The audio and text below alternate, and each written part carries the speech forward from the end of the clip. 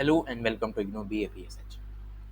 आज हम BPSC 112 का यूनिट नंबर 3 देखने जा रहे हैं, जिसमें आज हम पढ़ेंगे इस्लामिक पॉलिटिकल थॉट को। तो ये इस पर्टिकुलर यूनिट की पहली वीडियो होने वाली है। इस वीडियो में हम दिल्ली सल्तनत के कुछ पॉलिटिकल आइडियाज तक के टॉपिक्स को यहाँ पर हम कवर करेंगे। तो शुरुआत करते हैं इंट्रोडक्शन से।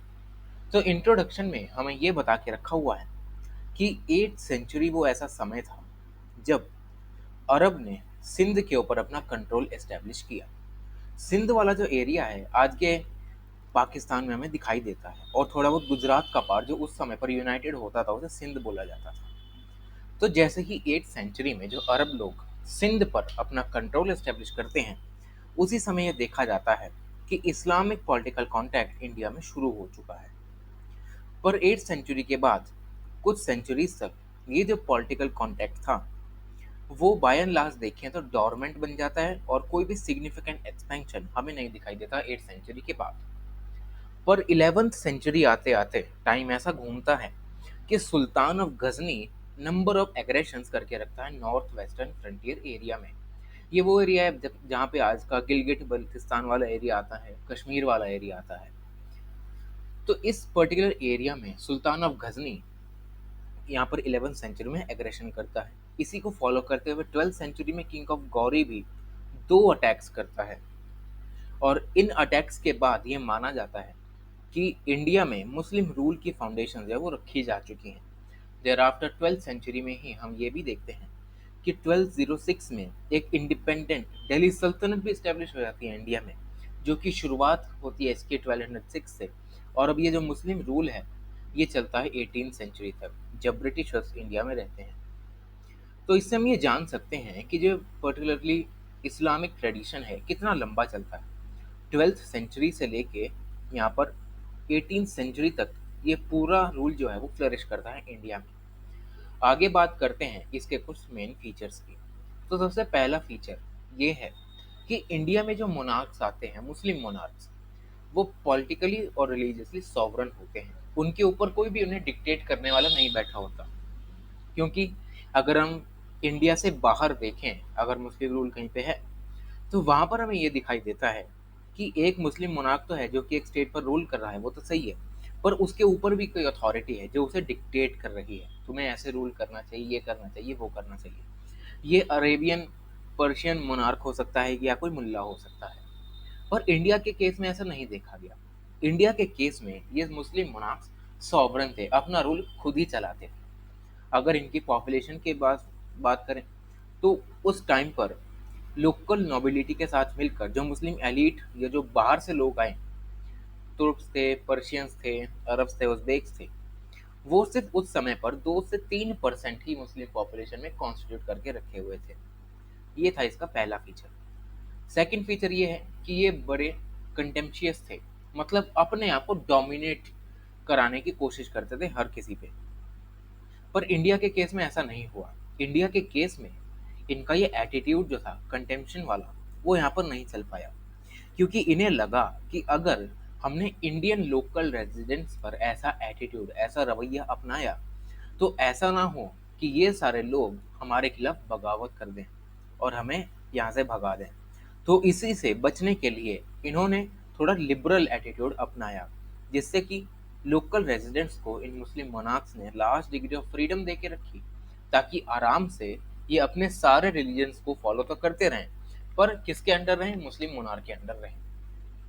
तो ये था इसका सेकंड फीचर। थर्ड फीचर की अगर हम बात करें तो यहाँ तक आते आते अब धीरे धीरे जो आदिवासी लोग थे, मतलब जो इंडियन दलित थे, ओबीसीज थे, जिन्हें हम अर्जल अजलफ कहते हैं, वो धीरे धीरे इस्लाम में कन्वर्ट होना चालू हो गए, और ये उस समय की मुस्लिम पॉपुलेशन का 95% कॉन्स्टिट्यूट करके रखे हुए थे।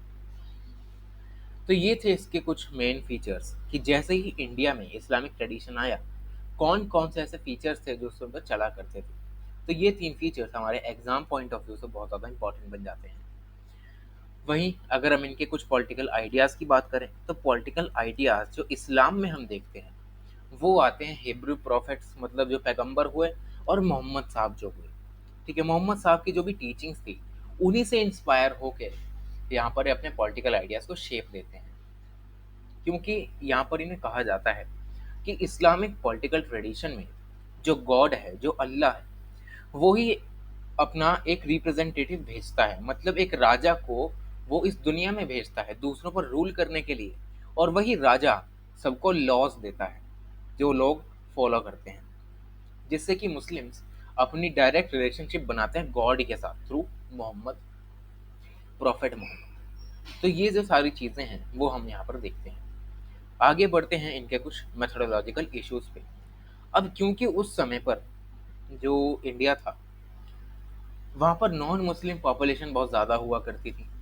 अब नॉन मुस्लिम पॉपुलेशन ज़्यादा है, तो जैसे ही जैसे ही जो ये इस्लामिक पॉलिटिकल थॉट था, जब धीरे धीरे डिक्लाइन पे जाना शुरू हुआ, अब इन लोगों ने करना क्या चालू कर दिया, इनको डिलीट करना चालू कर दिया हर जगह से।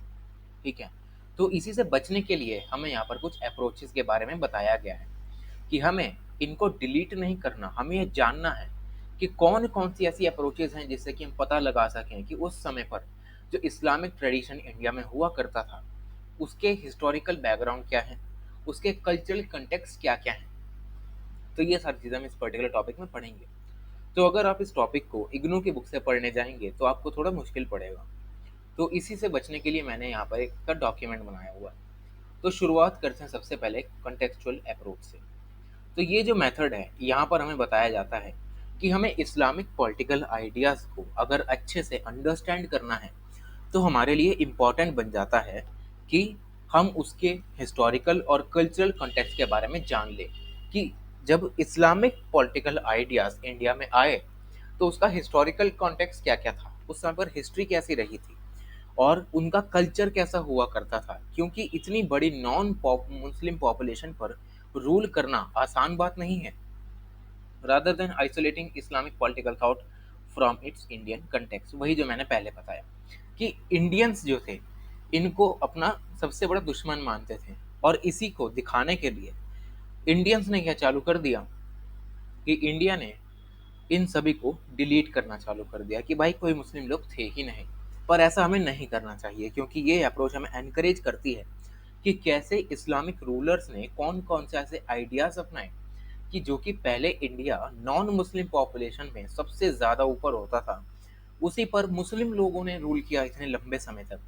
इसी को जानने के लिए हमें कंटेक्चुअल अप्रोच का सहारा लेना चाहिए।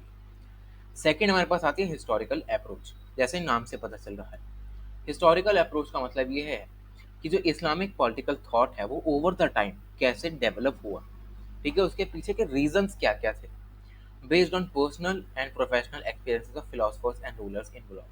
कि रूलर्स के जो आइडियाज थे वो कैसे थे सोसाइटी को लेके, ठीक है, उनके साथ जो मंत्री वगैरह थे उन्होंने अपने रूलर के लिए क्या रिकॉर्ड छोड़ के रखा हुआ है कि हमारे रूलर्स ने कौन कौन से आइडियाज को अपनाया रूल करने के लिए। साथ ही साथ जो हिस्टोरियंस वगैरह होते हैं उनके जो भी प्रोफेशनल एक्सपीरियंस होते हैं, इन सभी को पढ़ के वो क्या निकलते हैं कि हिस्ट्री में कौन सी चीज़ रही होगी जिसकी वजह से नॉन मुस्लिम पॉपुलेशन पर मुस्लिम लोगों ने इतने लंबे समय तक राज किया। इसके हिस्ट्री को जानना हम हिस्टोरिकल अप्रोच में समझते हैं। आगे आते हैं फिलोसॉफिकल एंड नॉर्मेटिव अप्रोच में। ये जो पर्टिकुलर अप्रोच है इसमें हमें थोड़ा डीप में जाना होता है। फिलोसफी में भी डीप जाना होता है, एथिकल अंडरपिनिंग्स में भी डीप जाना होता है इस्लामिक पॉलिटिकल थॉट में। इस अप्रोच में हमें ये बताया जाता है कि इस्लामिक स्कॉलर्स या जो रूलर्स थे उन्होंने कौन कौन से मॉरल और एथिकल कमिटमेंट्स किए, ठीक है, ताकि वो नॉन मुस्लिम सोसाइटी को रूल कर सकें। और जो इन्होंने एथिकल और मॉरल कमिटमेंट्स लिए वो थे कहाँ से। तो ये जो भी एथिकल कमिटमेंट्स होते थे ये सारे कुरान से लेते थे, और जो मोहम्मद साहब की टीचिंग थी उनसे लेते थे। तो ये जो अप्रोच है इसमें हम ये सीखते हैं कि कैसे उन इस्लामिक रूलर्स ने कौन कौन से मॉरल कमिटमेंट्स किए कि हमें कौन कौन सी चीज़ें लोगों को देनी चाहिए रूल करने के लिए, ठीक है, ताकि हम उन पर आसानी से रूल कर सकें। और कौन कौन से एथिकल कमिटमेंट्स थी, मतलब कुछ ऐसी एथिकल चीज़ें जो उन्होंने उस समय पर चला के रखी होंगी ताकि ये जो लोग हमारे नीचे रह रहे हैं वो आसानी से रह सकें।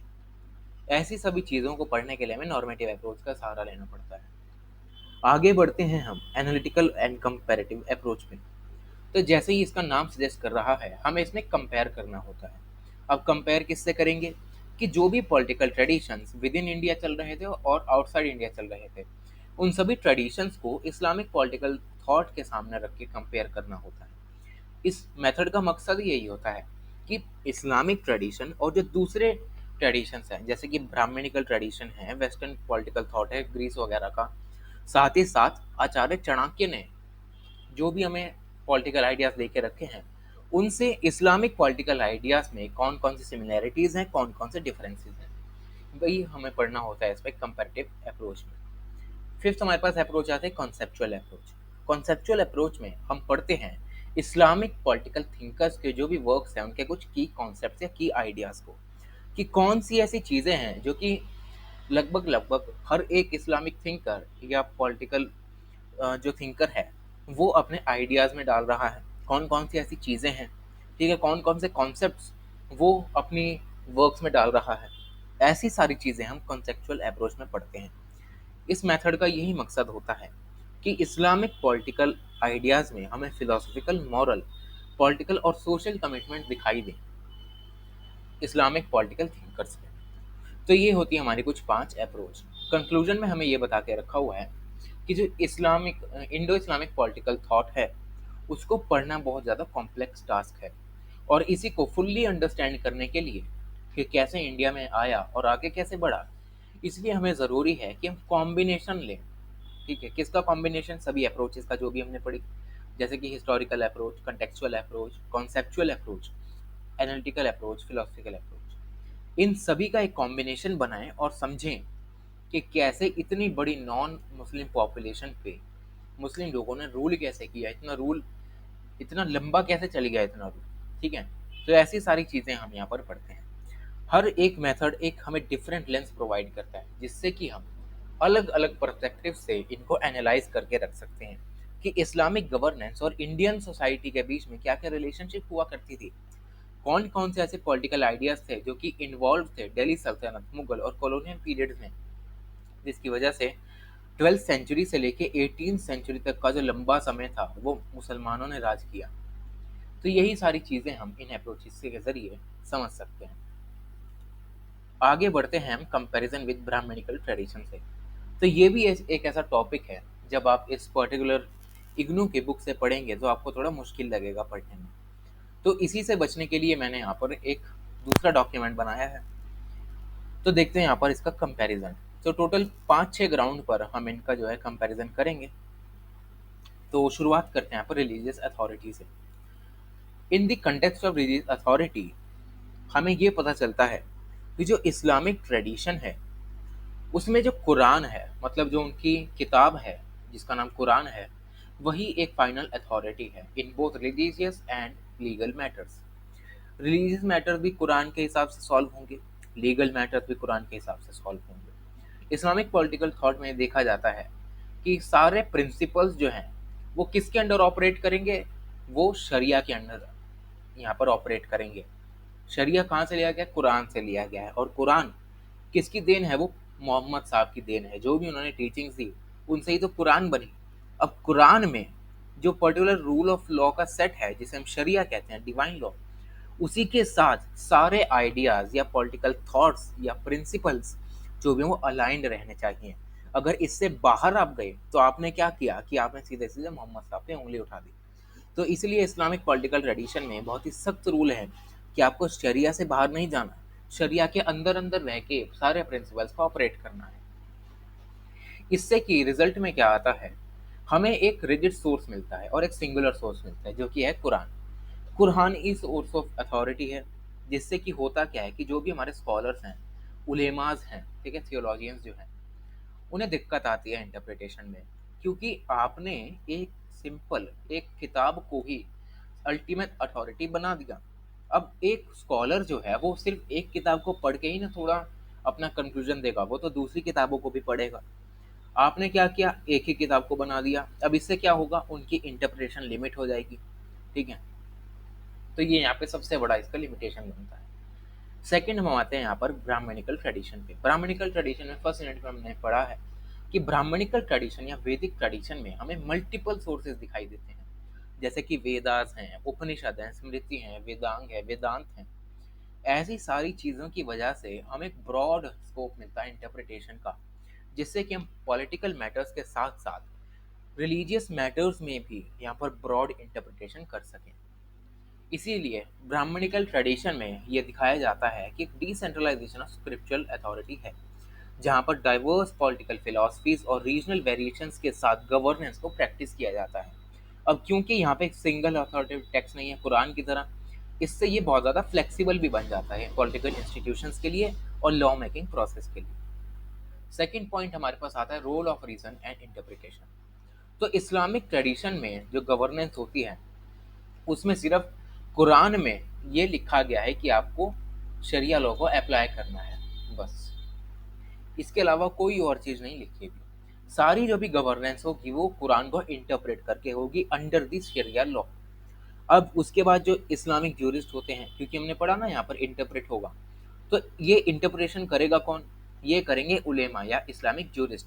ये एक प्रोसेस के थ्रू होता है जिसका नाम होता है लज़्मा, ठीक है, जिसे हम कंसेंसस ऑफ स्कॉलर्स कहते हैं, जहाँ पर बहुत सारे स्कॉलर्स बैठकर एक पर्टिकुलर टॉपिक पे डिस्कशन करते हैं और लास्ट में कंक्लूजन को ड्रॉ करते हैं जिस पे सभी स्कॉलर्स हैं वो यहाँ पर सहमत होते हैं। उसके बाद एनालॉजिकल रीजनिंग के जरिए भी यहाँ पर बहुत सारे कंसेंसस बिल्डअप किए जाते हैं जिसे हम कियास नाम देते हैं।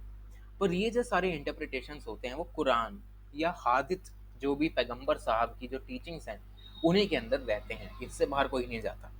वहीं अगर हम ब्राह्मणिकल ट्रेडिशन की बात करें, मल्टीपल टेक्स्ट हैं, इससे हमें more open ended role of reason मिल जाता है, क्योंकि हिंदू फिलॉसफी में हिस्ट्री रही है, बहुत सारे इसमें डाइवर्स स्कूल ऑफ थॉट रहे हैं। फॉर एग्जांपल न्याय स्कूल ऑफ थॉट है, मीमांसा है, वेदांत है, जिससे कि हमें वेरिड इंटरप्रिटेशन मिलते हैं कि एक लॉ में ये लिखा गया है, ठीक है, वेदांत में ये लिखा गया है, फिर जो हमारा न्याय है इसमें ये लिखा गया है। इससे होता क्या है, जो भी हमारे थिंकर्स वगैरह होते हैं, स्कॉलर्स होते हैं, उन्हें इंटरप्रेट करने में आसानी होती है।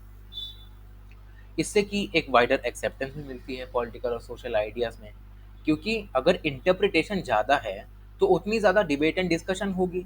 अब गवर्नेंस का नाम ही क्या है, डिबेट एंड डिस्कशन।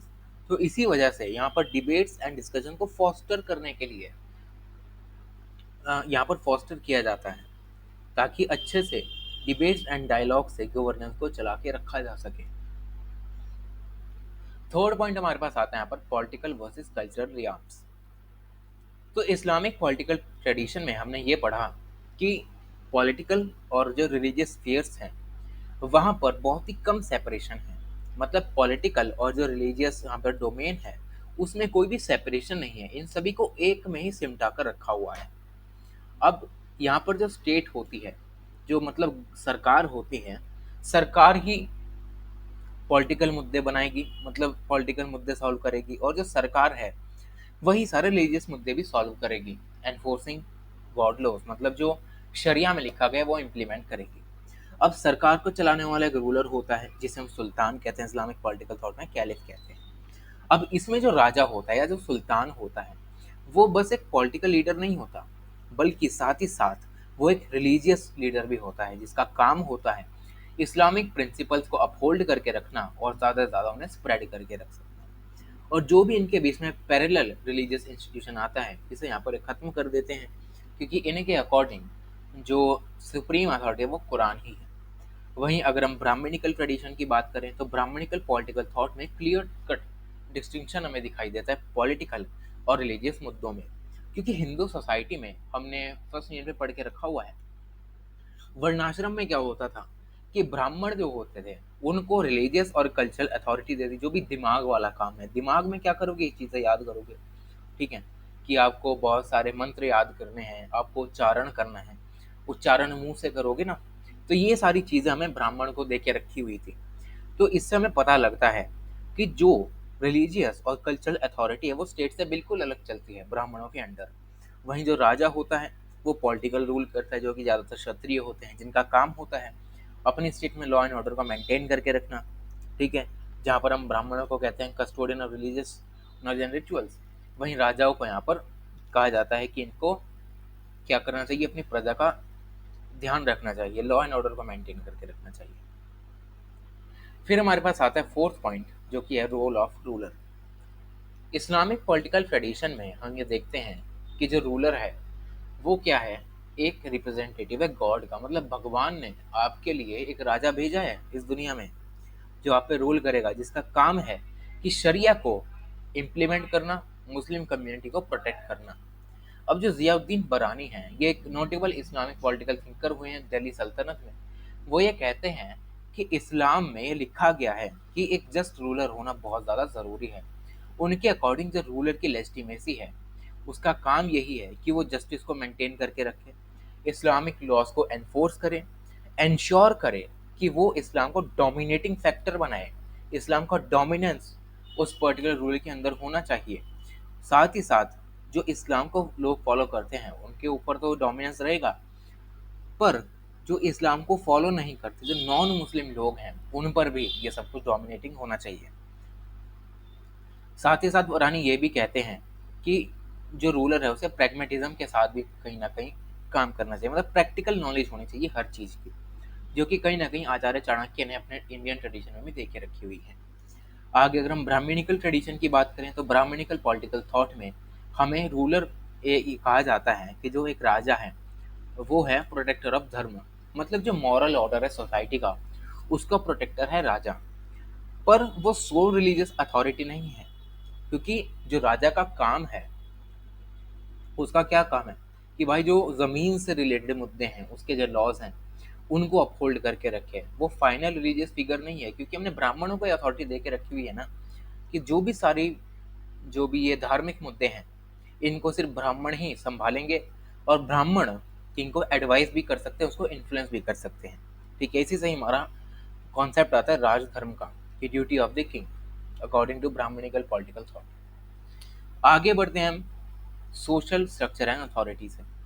तो इस्लामिक ट्रेडिशन में जो फ्रेमवर्क है, जो उसमें जो स्टेट है, वही सुप्रीम अथॉरिटी है, और जो सोसाइटल ऑर्गेनाइजेशंस हैं वो बहुत ही लेस रिजिड हैं।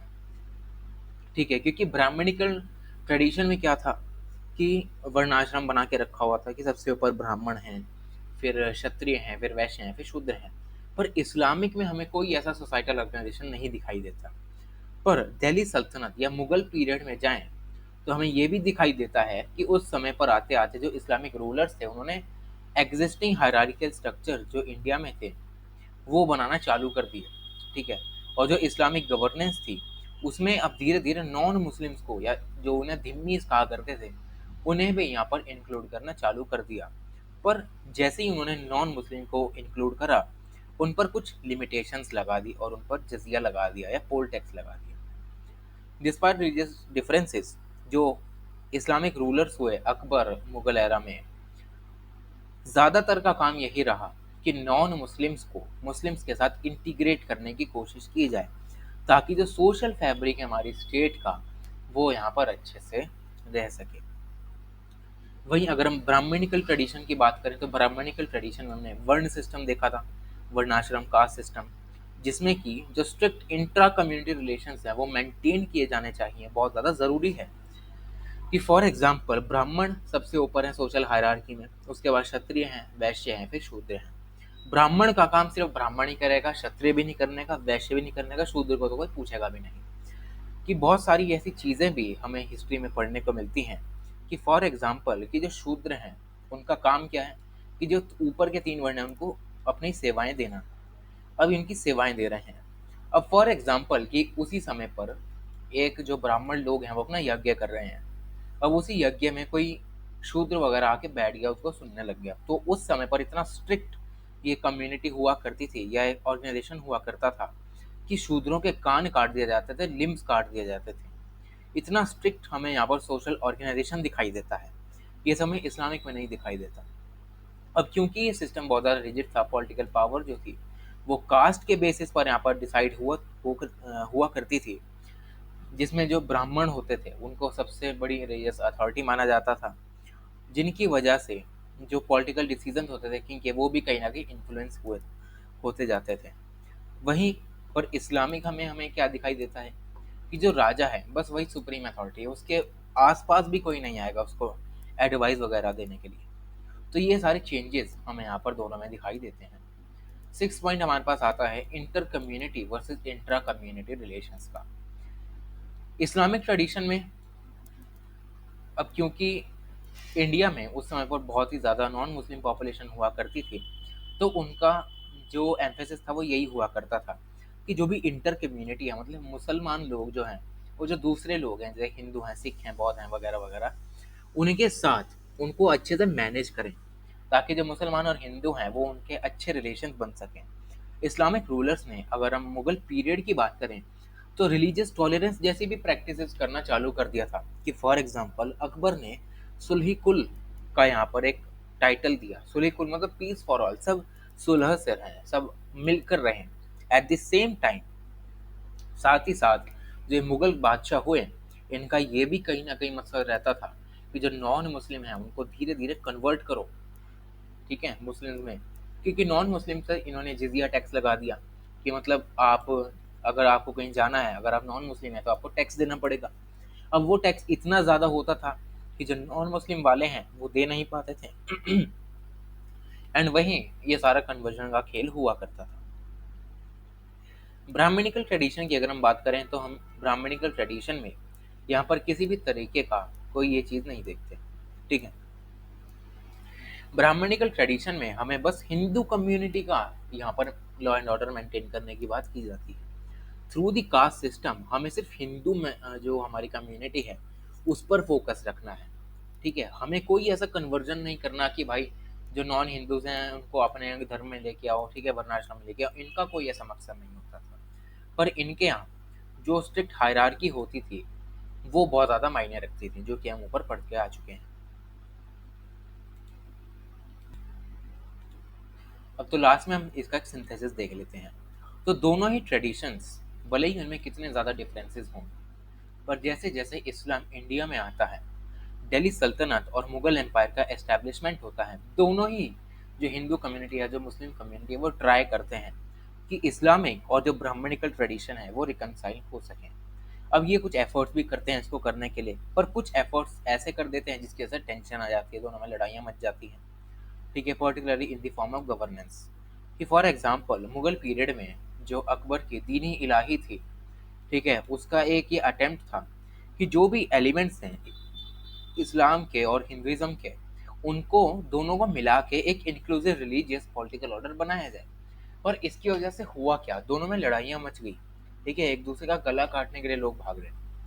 तो ऐसी सारी चीज़ें हमें पास्ट में दिखाई देती हैं। तो यही था इस पर्टिकुलर पूरे टॉपिक में। अगर आपको कंक्लूजन पढ़ना है, कंक्लूजन में वही है कि इनके कौन कौन से डिफरेंसेस थे, कि जहाँ पे जो इस्लामिक ट्रेडिशन है वो सिंगल बेसिस पे चलता है, मतलब कुरान। ब्राह्मणिकल ट्रेडिशन में मल्टीप्लिसिटी ऑफ टेक्स्ट है, ठीक है। साथ ही साथ ओवर टाइम हम ये देखते हैं कि दोनों ट्रेडिशंस एक दूसरे के साथ इंटरेक्ट भी करते हैं, एक दूसरे को इन्फ्लुएंस भी करते हैं बहुत ज़्यादा, और एक दूसरे का गला काटने के लिए भी भागते हैं। तो ये जो पूरा टॉपिक था, आई होप ये आपको समझ आ गया होगा। आगे बढ़ते हैं कुछ टॉपिक्स की और, कुछ बेसिक कॉन्सेप्ट्स को जानते हैं। तो इस्लामिक पॉलिटिकल थॉट में अगर हम इनके कुछ बेसिक कॉन्सेप्ट्स को जानने की बात करें, तो हमें ये दिखाई देता है कि मेजरली यहाँ पर मुस्लिम रूल में दो तरीके के अथॉरिटेटिव टेक्स्ट होते थे। दो तरीके के ही टेक्स्ट से यहाँ पर रूल किया जाता था, जैसे कि फतवा जहांदरी और दूसरा आईन अकबरी। सबसे पहला जो फीचर था इस बेसिक कॉन्सेप्ट में वो यही था कि इंडो इस्लामिक पॉलिटिकल थॉट जो है वो इंडियन कंडीशंस के हिसाब से बनाया गया। जो मुस्लिम रूलर्स इंडिया में आए, भले ही दोनों सल्तनत में आए हों, मुगल पीरियड में आए हों, उन्होंने किसी भी तरीके की कोई सुजैनिटी शो नहीं करी जो बगदाद में बैठा हुआ सुल्तान है उसकी तरफ। क्योंकि ये बात हमने इंट्रोडक्शन में भी देखी थी कि पूरे सॉवरन होके आए थे, तो इन्होंने किसी भी तरीके की ओबिसेंस नहीं दिखाई। जो रूलर्स हुए दिल्ली सल्तनत के, जो मुगल डायनेस्टी के, उन्होंने एक जनरस अप्रोच बनाई, ठीक है, कि दोनों को हमें साथ लेके चलना है, हिंदुओं को मुसलमानों को। पर कुछ ऐसे एक्सेप्शंस भी है, जैसे कि मोहम्मद बिन तुगलक और औरंगजेब, जो एक्सेंट्रिक रहे, मतलब मुस्लिम कम्युनिटी पर इनका सबसे ज़्यादा फोकस रहा।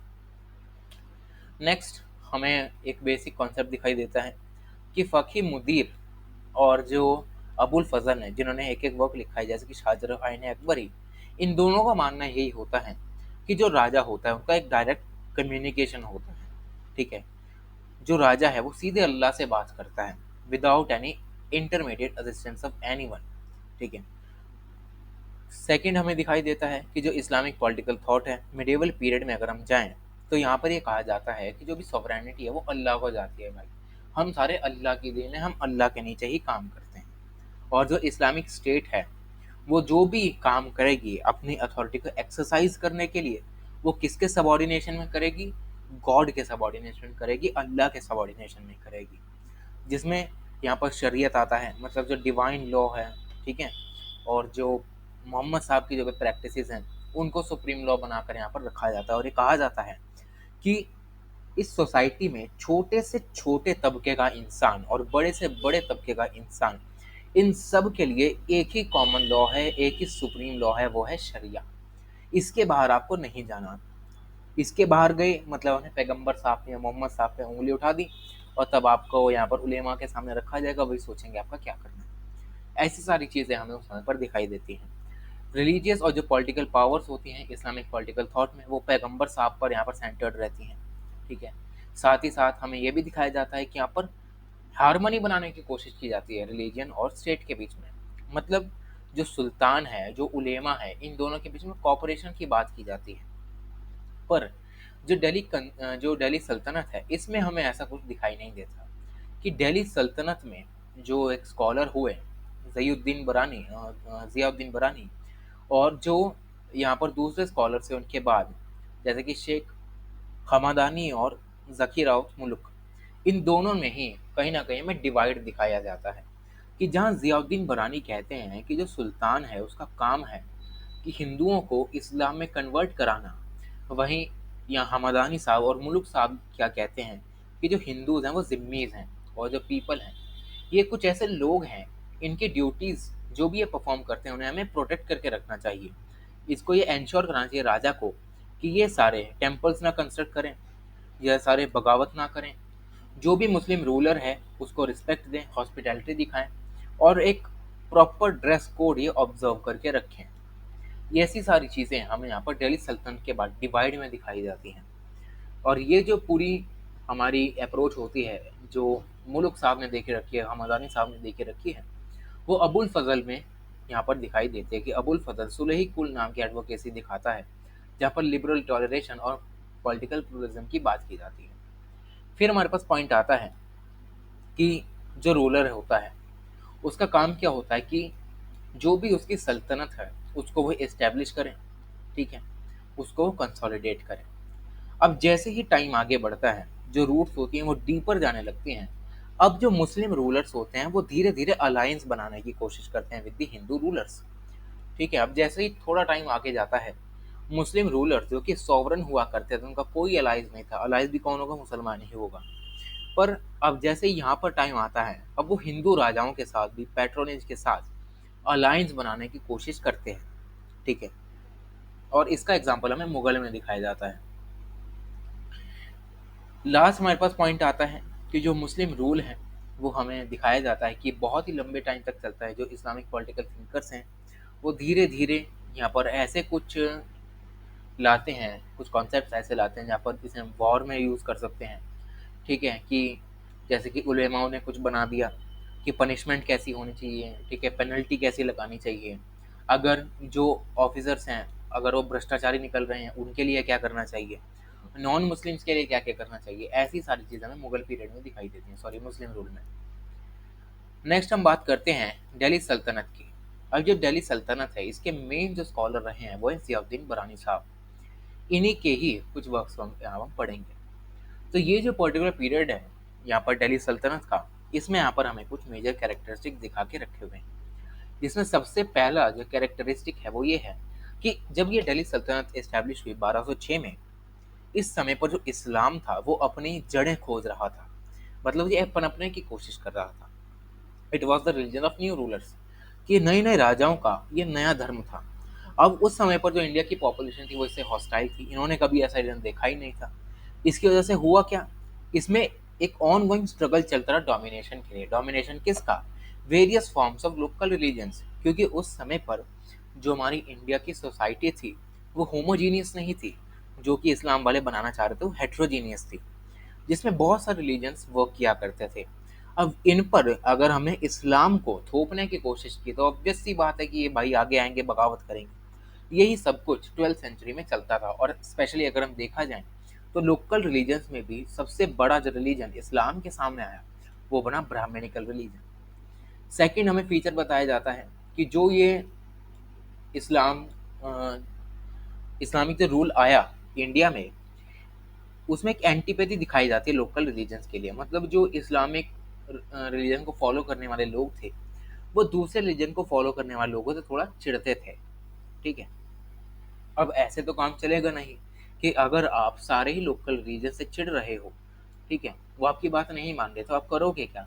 अब आपको एक फिलोसफिकल सपोर्ट चाहिए, आपको कुछ ऐसी चीज़ें चाहिए जो कि आपको फिलोसफिकल सपोर्ट दें। जैसे कि आपको मॉरल सीखने चाहिए, आपको एथिक्स सीखने चाहिए, जिसकी वजह से आपको एक रेशनल बेसिस मिले एक जस्ट गवर्नमेंट बनाने के लिए।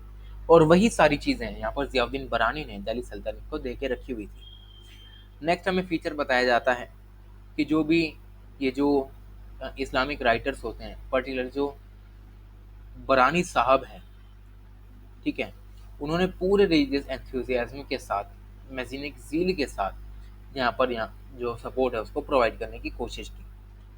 फिर हमारे पास पॉइंट आता है कि जो बलबन्स होते हैं, खलजीज होते हैं, तुगलक्स होते हैं, ठीक है, और जो दिल्ली सल्तनत होती है। अब ये जो सारे लोग होते हैं वो क्या करते हैं कि ओल्डर फॉर्म्स ऑफ नोबिलिटी जो उस समय पर लोकल लेवल पे इंडिया में चलती थी उनको ओवरथ्रो करने की कोशिश करते हैं, खत्म करने की कोशिश करते हैं, और एक नई नोबिलिटी जो कि मुस्लिम नोबिलिटी है उसको एस्टेब्लिश करने की कोशिश करते हैं। उस समय पर जो राजा हुआ करता था, ठीक है, जो पोजीशन थी मोनार्की की वो सबसे ऊपर रहती, पॉम्प मोनार्की होती थी बिल्कुल, जिसमें स्प्लेंडर था। ठीक है, एक प्राइड वाली बात हुआ करती थी। यहाँ पर बड़े बड़े पैलेसेस बनाए जाते थे, ग्रैंड कोर्ट्स को होल्ड किया जाता था, बड़ी बड़ी सभाएं रखी जाती थी। ठीक है, ट्रेजर्स को एक्यूमुलेट करने की बात की जाती थी, दूसरों की प्रॉपर्टी हथियाने की बात की जाती थी, और जो ग्रांट्स थे प्रीवियस किंग के वो भी यहाँ पर हड़पने की कोशिश की जाती थी। साथ ही साथ यहाँ पर इनका ये भी रहता था कि इस्लामिक जो स्टेट है इंडिया में हमें धीरे धीरे और आगे बढ़ाना है। जो इस्लामिक पॉलिटिकल थॉट था वो इस हद तक चला गया कि प्री एग्जिस्टिंग जो अन इस्लामिक पॉलिटिकल सिस्टम हुआ करते थे इन्होंने उनको सैंक्शन कर दिया कि ये इस्लामिक थॉट या जो इस्लामिक से अलग जाएंगे इनको सैंक्शन कर दिया करते थे, इनका कोई काम नहीं रहता था। ठीक है, लास्ट में हमें ये दिखाया जाता है कि जो इस्लामिक रूल था इनिशियल पीरियड में वो ये था कि उस समय पर जो भी एग्जिस्टिंग इंस्टीट्यूशंस हुआ करते थे गवर्नमेंट के, वही उन्होंने धीरे धीरे यहाँ पर यूज़ करना चालू किया और इन्हीं को ही बाद में सैंक्शन करके रख दिया। ठीक। सेकंड हमारे पास आता है टॉपिक नेचर ऑफ किंगशिप। तो नेचर ऑफ किंगशिप की अगर मैं बात करूँ तो हमने कंपैरिजन में भी देखा हुआ है कि जो हेड ऑफ द स्टेट है वो किंग है। किंग सुल्तान का टाइटल अपहोल्ड करके रखता है जो कि सिविल और मिलिट्री पावर में सबसे हाईएस्ट पोजीशन होती है। ठीक है, इन ट्रेडिशंस में जो इलेक्टेड किंगशिप है खलीफास की उसमें कोई जगह नहीं दी जाती है। ठीक है, क्योंकि पहले के टाइम पे जो खलीफा हुआ करते थे, बड़े बड़े जो कैलिस हुआ करते थे, वही राजाओं को चुन के भेजा करते थे। ठीक। अब इसमें धीरे धीरे होने क्या लगा कि अब जैसे ही जो अगर किंग मरता था, ठीक है, पहले के ज़माने में तो खलीफा बोलते थे कि भैया मैं हूँ खलीफा, तो मैंने बोल दिया कि भाई ये जो है अगर ये राजा मर गया तो उसका बेटा राजा बनना चाहिए, कोई और राजा बनना चाहिए। ये सब खलीफा के हाथ में प्रॉपर ये जो होती थी पावर होती थी। पर अब क्या होने लगा कि अब राजा जो है मरने से पहले ही नॉमिनेट करके जाता था कि भैया मैं अगर मर गया तो ये राजा बनेगा, उसके बाद ये बनेगा, उसके बाद ये बनेगा। अब इनमें जो होते थे वो नोबल्स भी होते थे और जो जनरल्स भी होते थे जो कि चुना करते थे। जो किंग था उसको रिप्रेजेंटेटिव वो गॉड माना जाता था जिसके पास सारी पावर्स है। ठीक है, बरानी के अकॉर्डिंग जो भी किंग को अच्छा लगता था अपने ड्यूटीज को डिस्चार्ज करने के लिए वो उसे जस्टिफाई कर देता था, क्योंकि उसका मेन एम ही वही था कि हमें अपने जो धर्म है उसको सर्विस देनी है। साथ ही साथ जो उसका प्रीवेलिंग ट्रेडिशन हुआ करता था दिल्ली सल्तनत का, उसमें जो सुल्तान होता था वो सुन्नी और जो मिल्लत होती थी उससे इलेक्ट किया जाता था। ठीक है, और उसके बाद क्या करता था वो अपना सक्सेसर चुन लेता था अपने मृत्यु से पहले। आगे अगर हम जाएं तो मुस्लिम मोनार्क्स एब्सोल्यूट पावर को एंजॉय किया करते थे, सॉवरन पॉलिटिकल पावर को एंजॉय किया करते थे। उनकी पावर को कोई चैलेंज नहीं कर सकता था। साथ ही साथ जो उनके मुल्लास चलते थे, जो मुल्ले होते थे, वो अपनी ऑटोनोमस डोमेन में रहते थे। शरिया सिर्फ जो था वो मुस्लिम लोगों पर अप्लाई होता था, क्योंकि उन्हें डर रहता था कि अगर हमने नॉन मुस्लिम्स या हिंदुओं पर शरिया लगा दिया तो रिवोल्ट कर देंगे। इसीलिए ये सिर्फ मुल्लों पर, मतलब जो मुसलमान होते थे, सॉरी, उन्हीं पर ये सब कुछ अप्लाई किया करते थे। अगर हम इनके कुछ पॉलिटिकल सिस्टम की बात करें तो सल्तनत में सारी पावर कंसंट्रेटेड रहती थी और ये यूनिटरी फॉर्म ऑफ स्टेट होता था, जहाँ पर सारी पावर सुल्तान के पास रहती थी। सॉवरन लीडर होता था, वही एग्जीक्यूटिव है, वही लेजिस्लेचर है, वही जुडिशरी है। सुप्रीम जज, सुप्रीम कमांडर और सुप्रीम इंटरप्रेटर ऑफ लॉ, ये सारी चीज़ें हमें इस्लाम में दिखाई देती हैं, जहाँ पर एक राजा के पास ये सारी पावर्स होती हैं। आगे अगर हम बात करें कॉन्सेप्ट ऑफ सवरेनिटी की, तो बरानी के अकॉर्डिंग जो सवरेनिटी है वो दो प्रिंसिपल्स पर बेस्ड रहती है। पहला ये कि जो इस्लामिक आइडिया रिलीजन का, उसके बिहाफ पर, कि जहाँ पर जो किंग है वो रिप्रेजेंट करता है खुदा को, मतलब अल्लाह को वो रिप्रेजेंट करता है, तब वो सॉवरन है। दूसरा ईरानियन आइडिया है, ठीक है, based on the control over territory by power and force legislation of centralisation, कि मतलब अगर आप एक इस्लामिक राजा हो, आपको ज़्यादा से ज़्यादा टेरिटरी अपने अंदर लानी है, ठीक है, फोर्स का यूज़ करो, किसी का भी यूज़ करो। लेजिटिमेसी कब बनेगी? जब आप सेंट्रलाइज्ड यहाँ पर सिस्टम बना के रखोगे, तब आप सॉवरेन कहलाओगे। वहीं अगर हम आगे बढ़ें तो हमें यह भी दिखाया जाता है कि जो फंक्शंस हैं इन सॉवरेन स्टेट्स को कैसे हुआ करते थे। पहला फंक्शन क्या है कि शरिया को इम्प्लीमेंट कराना है, जो भी इमोरल एक्ट्स हैं उनको चेक करके रखना है, जो भी जस्टिस को डिस्पेंस कर रहा है, ये कि जो भी ऑफिसर वगैरह है उनको अपॉइंटमेंट करना है। साथ ही साथ जो बादशाह है या पादशाह है, उसको वंडरफुल क्रिएशन ऑफ गॉड कहा जाता है। बस यही होता है इनका कंसेप्ट ऑफ सोवरेनिटी। अगर इनके कुछ कंसर्निंग लॉज की बात करें तो कंसर्निंग लॉज में 4 सोर्सेज बता के हमें रखे हुए हैं बरानी जी ने, जैसे कि कुरान है सबसे पहला, तो उसके बाद हादिस है, मतलब जो पैगंबर साहब ने जो भी कहा है वो। उसके बाद लज़्मा है, लज़्मा हमने पढ़ा था ऊपर कि जो मुस्लिम थियोलॉजियंस थे उनके क्या क्या ओपिनियंस है, रूलिंग्स हैं किसी पर्टिकुलर मुद्दे पर, वो। साथ ही साथ जो कियास हैं, जो भी यहाँ पर एनालॉजिकल रीजनिंग है, वो भी यहाँ पर यूज़ की जाती है। और इसी के एडिशन में जो ये बरानी साहब हैं वो हमें ज़वाबित भी बता के रखे हैं, ज़वाबित, जहाँ पर एक जो स्टेट लॉ है उसको बनाने की बात की जाती है कि स्टेट को हम अच्छे से मेंटेन करके एडमिनिस्ट्रेशन के साथ यहाँ पर रख सकें। अब क्योंकि उस समय पर जो सोसाइटी थी वो बढ़ती जा रही थी, अब सोसाइटी बढ़ रही है तो कॉम्प्लेक्शन भी बढ़ेगा, कॉम्प्लेक्सिटीज बढ़ेंगी एडमिनिस्ट्रेशन में। तो इसी वजह से जो ट्रेडिशनल इस्लामिक लॉ था, ये तो था ही 4 सोर्सेज, अब धीरे धीरे जवाबित के भी लॉज यहाँ पर आने लगे, जिससे कि जो नॉन रिलीजियस मुद्दे हैं उन पे अब स्टेट के लॉज इंप्लीमेंट किए जा सकें। फिर हमारे पास आता है सबमिशन टू हायरार्कियल ऑर्डर। तो हायरार्कियल ऑर्डर की बात करें तो इस्लामिक जो किंग्स हुआ करते थे वो यही कहते थे कि भैया जो भी पावर होगी, वो अगर किसी ऊंचे तबके के आदमी का अगर जन्म हुआ तो वो पावर उसके पास ही जाएगी। ऊंचे तबके का इंसान ही राजा बनेगा, कोई भी निचले तबके का इंसान राजा नहीं बन सकता। ऑब्जेक्टिव क्या होता था कि जो भी एनिमीज इस्लाम के हैं उनको सप्रेस कर दिया जाए, जिसमें कुछ हिंदूज हुआ करते थे, नेशनलिस्ट हुआ करते थे और फिलोसफर हुआ करते थे, बस यही थे, ज़्यादा कुछ नहीं, इंपॉर्टेंट नहीं। आगे अगर हम बात करें सुल्तान के ऑब्जेक्टिव्स का, ये बहुत ज़्यादा इंपॉर्टेंट है। तो अगर हम सुल्तान के ऑब्जेक्टिव्स की बात करें तो सबसे पहला काम यही है कि जो भी कन्फ्लिक्टिंग क्लेम्स हैं किसी भी चीज़ के, कि कोई अगर आपका ग्रुप है वो लड़ाई कर रहा है, उसके बीच में आपको कोऑर्डिनेशन बिल्डअप करना है, ठीक है, ये होगा पहला काम। दूसरा कि जो भी बरानी के ओपिनियन में क्या कहते हैं कि जो राजा है उसे अपने आप को डिवोट कर देना चाहिए गवर्नेंस के लिए, अपनी स्टेट के लिए, अपनी प्रजा के लिए, ताकि वो धीरे धीरे भगवान के पास जा सके, क्योंकि भगवान का काम क्या है कि सब मिलजुल कर रहें। इसलिए बरानी साहब ये कहते हैं कि एक राजा को अपने आप को सीधा गवर्नेंस के साथ डिवोट करना चाहिए, ताकि वो अल्लाह के पास यहाँ पर और करीब जा सके, जिसका काम क्या हो कि वेलफेयर करे रिलीजन का, स्टेट का वेलफेयर के लिए एक आइडियल गुड स्टेट बना सके, ठीक है। साथ ही साथ ये भी हमें बरानी साहब ये कहते हैं कि एक अच्छा रूलर वो नहीं जो कि जिजिया लगाए, जो कि खर्च एक लैंड रेवेन्यू टैक्स लगाए नॉन मुस्लिम्स पर, बल्कि एक अच्छा राजा वो है जो काम करे इस्लाम की सुप्रीमेसी को ऊपर पहुंचाने के लिए, बस इस्लाम को सबसे टॉप पे पहुंचाने के लिए जो काम करे वही अच्छा रूलर है। वो अच्छा रूलर नहीं है जो कि दूसरों पर टैक्स लगाए। ठीक है, आगे अगर हम बात करें कंसर्न फॉर एफिशिएंट एडमिनिस्ट्रेशन की, तो मुस्लिम पीरियड में अगर हम देखें तो ब्यूरोक्रेसी हुआ करती थी, जहाँ पर 3 क्लासेस हुआ करती थी नॉवेल्स की, जिसमें आमिर होते थे, मलिक होते थे, खान होते थे। इसमें आमिर सबसे ऊपर, मलिक उनसे नीचे और खान सबसे नीचे। ठीक है, इन दी असेंडिंग ऑर्डर।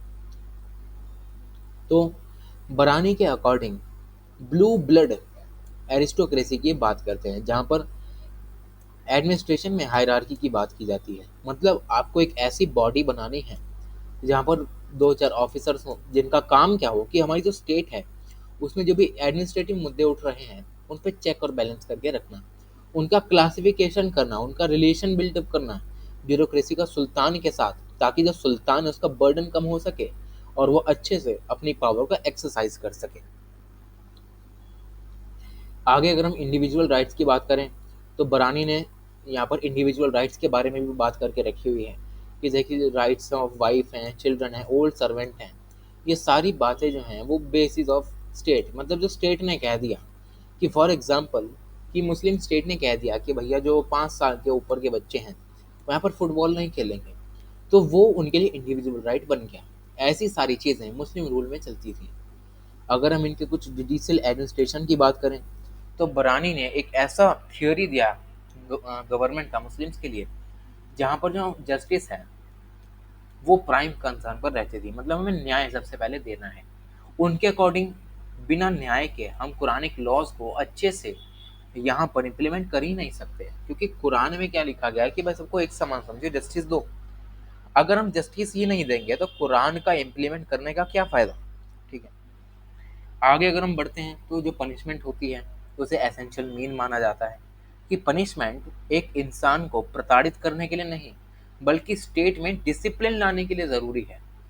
बरानी ये भी कहते हैं कि जो सर्कमस्टांसेस हैं पनिशमेंट के, वो डेथ भी हो सकती है। ठीक है, अब ये सारी चीज़ें वो किंग ही देखता है, जो सुल्तान है। साथ ही साथ अगर जो अटेनमेंट है एब्सोल्यूट जस्टिस का वो इम्पॉसिबल है, तो बरानी ने ये भी कहा है कि जो किंग है, जो राजा है, वो शरिया को भी सरपास कर सकता है न्याय देने के लिए। ठीक है, कि जो भी प्रोटेक्शन है अगर उसको अपनी स्टेट में लॉ एंड ऑर्डर को मेंटेन करके रखना है, ठीक है, तो वो अपनी स्टेट को प्रोटेक्ट करने के लिए शरिया को भी सरपास कर सकता है। साथ ही साथ वो ये सब कर सकता है। तो ये सारी चीज़ें हमें जुडिशियल एडमिनिस्ट्रेशन में बताई जाती हैं। लास्ट में बात करते हैं इससे कमिटमेंट टू इस्लाम की। तो अकॉर्डिंग टू कुरानिक लॉस जो फोरमोस्ट ड्यूटी है मुस्लिम किंग की वो यही है कि आइडल वर्शिप, मूर्ति पूजन को बंद कराएं, रिलीजियस वॉर्स में एंगेज हो। ठीक है, जिससे कि दारुल हर्ब को दारुल इस्लाम में कन्वर्ट कराया जा सके, और जिसकी ड्यूटी हो कि हिंदुओं को मुसलमानों में कन्वर्ट कराएं, ताकि जो उसका स्टेट का मशीनरी है वो अच्छे से काम करे। तो बस यही है इसके पर्टिकुलर यूनिट का part 1। Thank you so much.